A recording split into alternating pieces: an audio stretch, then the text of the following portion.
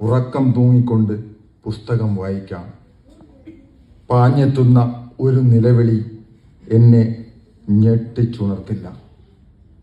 ഇനി എനിക്ക് സന്ധ്യാസമയത്ത് പുറത്തിറങ്ങാൻ ടോർച്ചെടുക്കേണ്ട.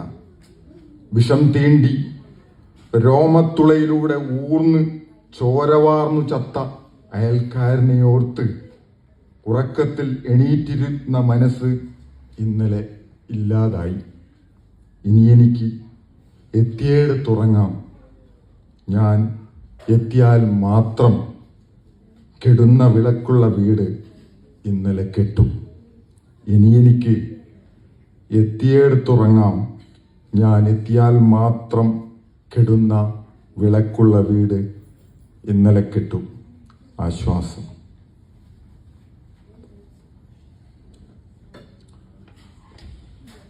കൽപ്പറ്റ സാറിൻ്റെ കവിതയാണ്. ഈ വരികൾ എടുത്ത് പരിശോധിക്കുമ്പോൾ തന്നെ മലയാള കവിതയുടെ ജീവചരിത്രം എഴുതാനുള്ള അവകാശമുള്ള കവിയാണ് നമുക്കിന്നിവിടെ എത്തിയിട്ടുള്ളത് എന്നറിയാം. കവിതയുടെ ജീവചരിത്രം എഴുതാൻ ഒരു കവി മെനക്കെടുക എന്ന് പറയുന്നത് കവിതയുടെ ആധികാരികമായ ആഴത്തിലുള്ള പഠനത്തെ വളരെ കൃത്യതയോടുകൂടി പഠിക്കാൻ പറ്റുന്ന ഒരാൾക്ക് മാത്രമേ, ഇല്ലെങ്കിൽ വലിയ പരാജയമുണ്ടാകും.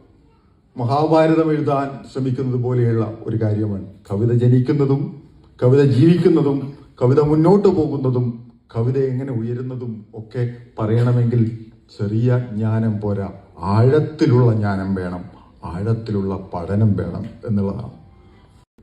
ഉറക്കം തൂങ്ങിക്കൊണ്ട് പുസ്തകം വായിക്കാം. പാഞ്ഞെത്തുന്ന ഒരു നിലവിളി എന്നെ ഞെട്ടിച്ചുണർത്തില്ല. ഇനി എനിക്ക് സന്ധ്യാസമയത്ത് പുറത്തിറങ്ങാൻ ടോർച്ചെടുക്കേണ്ട.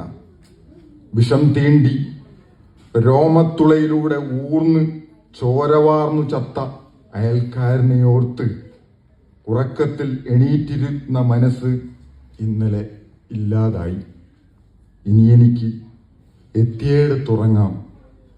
ഞാൻ എത്തിയാൽ മാത്രം കെടുന്ന വിളക്കുള്ള വീട് ഇന്നലെ കെട്ടു. ഇനി എനിക്ക് എത്തിയേടത്തുറങ്ങാം.